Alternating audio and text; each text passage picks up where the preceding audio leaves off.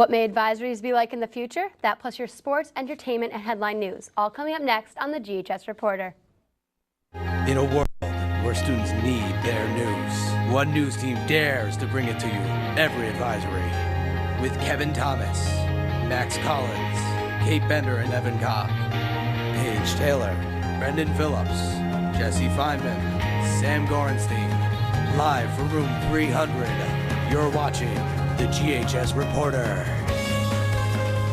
Good morning and welcome to the GHS Reporter. I'm Kate Bender. And I'm Brendan Phillips.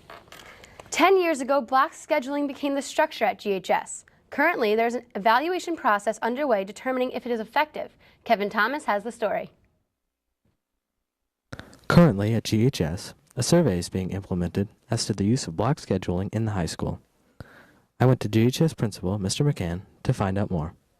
This being the 10th year that we're in block schedule, really it came out of the cabinet initiative to it's time we take a look at how is our block schedule working, and is this still the best vehicle to deliver our academic package to our students.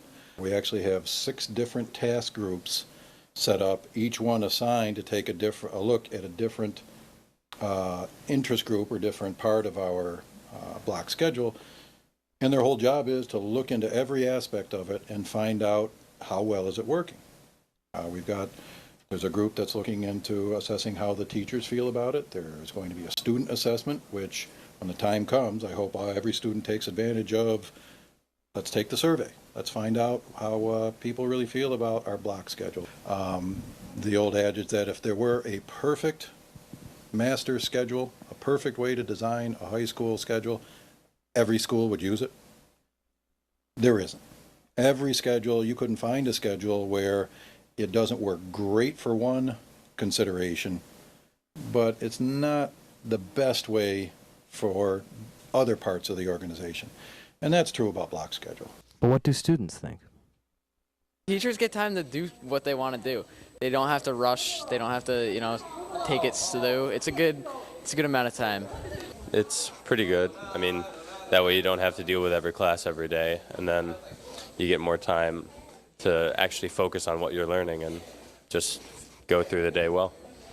As for the results of the survey, students at GHS will just have to wait.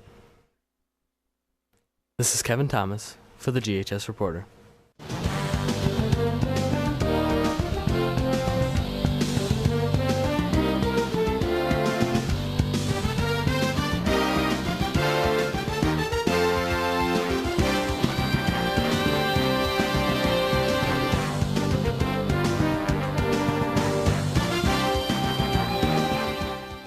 The reigning Suburban Council bowling champions continued to roll through the competition last Thursday in front of a packed house. The Dutchmen crushed Averill Park 23-9.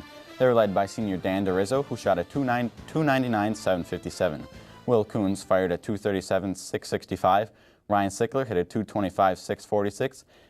Evan Spinzeo rocked at 226-646. Chris Garreau repped at 225, and the GHS Reporter's very own Kevin Thomas shot at 198. Congratulations to Jenna Bickle, who finished 14th in the States for the 100 backstroke. She had a great weekend of swimming and posted some fantastic times. Great job, Jenna. And yesterday in the NFL, the New York Jets beat the previously undefeated Tennessee Titans 34-13.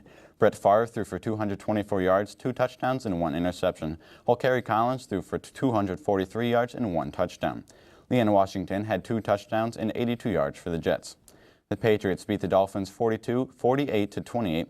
Backup quarterback Matt Castle threw for 415 yards, 3 touchdowns, and 1 interception. This is the first time in Pat's history that a quarterback has thrown for 400 yards in 2 straight games.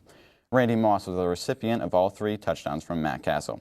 In other scores around the NFL, the Giants beat the Cardinals 37-29, the Raiders beat the Broncos 31-10, and the Bills beat the Chiefs 54-31. That's all for today's sports.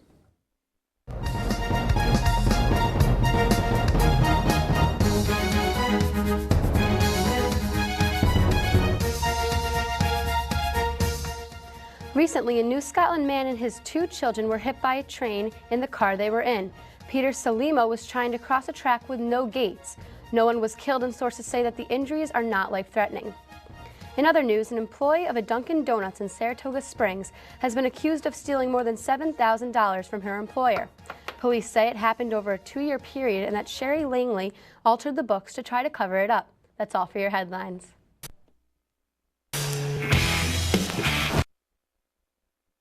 The 2008 American Music Awards broadcast last night on ABC. The AMAs were hosted by Jimmy Kimmel and included performances by Rihanna, Taylor Swift, Kanye West, Coldplay, and other celebrities. In other news, Twilight came to theaters on Friday.